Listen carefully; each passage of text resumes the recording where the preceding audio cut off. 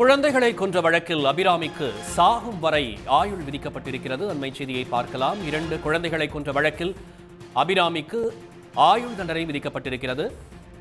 செய்தியாளர் மணிகண்டன் நம்மோடு இணைகிறார். மணிகண்டன், இந்த பரபரப்பான வழக்கில் தீர்ப்பு வழங்கப்பட்டிருக்கிறது, என்ன விவரங்கள்?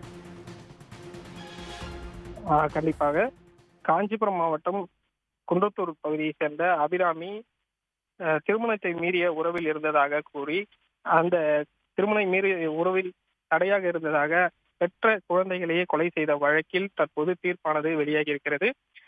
இந்த வழக்கில் தீர்ப்பை வாசித்து வரக்கூடிய காஞ்சிபுரம் மாவட்ட நீதிமன்ற முதன்மை மாவட்ட நீதிமன்ற செம்மல் தற்போது இந்த தீர்ப்பை வாசித்து வருகிறார். இந்த தீர்ப்பில் இந்த குற்றவாளிகள் தரப்பில் கடந்த 7 ஆண்டுகளாக சிறையில் இருப்பதால் தங்களுக்கு குறைந்தபட்ச தண்டனை வழங்க வேண்டும் என வேண்டுகோள் வைக்கப்பட்டிருந்த நிலையில் தற்போது அந்த தீர்ப்பை வெளியிட்டு வருகிறார். தூக்கிலிட முடியாத இந்த குற்றம் தூக்கிலிட முடியாது எனவும் நீதிபதி இந்த குற்றத்துக்கு நீதிபதி செம்மல் கருத்து தெரிவித்தார்.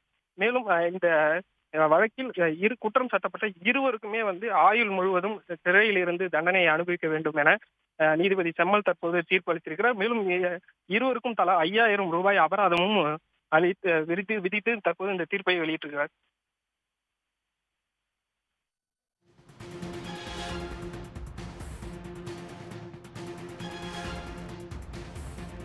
திருமண பந்தத்தை மீறிய உறவுக்காக தனது 2 குழந்தைகளை கொன்ற வழக்கில் அபிராமிக்கு சாகும் வரை ஆயுள் தண்டனை விதிக்கப்பட்டிருக்கிறது. திருமண பந்தத்தை மீறிய உறவுக்காக தனது 2 குழந்தைகளையும் கொன்ற வழக்கில் அபிராமியை தூக்கிலிட முடியாது என்று நீதிபதி செம்மல் தெரிவித்துள்ளார். அபிராமியை தூக்கிலிட முடியாது, ஆயுள் தண்டனை மட்டும் போதுமானதல்ல என்றும் நீதிபதி செம்மல் தெரிவித்திருப்பதை நாம் திரையில் பார்க்கலாம்.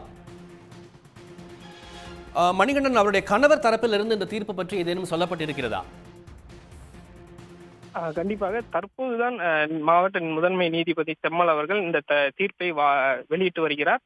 இதற்கு முன்னதாக இந்த குற்றவாளிகள் தரப்பில் ஏற்கனவே 7 ஆண்டுகள் நாங்கள் சிறையில் இருந்ததன் காரணமாக எங்களுக்கு குறைந்தபட்ச தண்டனை வழங்க வேண்டுமும் கேட்டுக்கொண்டிருந்தனர்.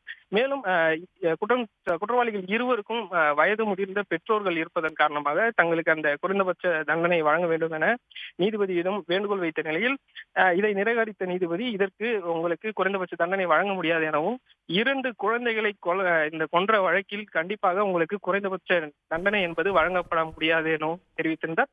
மேலும் இவர்களுக்கு ஆயுள் தண்டனை மட்டும் வழங்கினால் போதுமானதாக இருக்காது என கருதிய நீதிபதி தற்போது சாகும் வரை இந்த நீதிமன்ற சிறையில் இருந்து இந்த தண்டனையை அனுமதிக்க வேண்டும் என தீர்ப்பை வாசித்து வருகிறார்.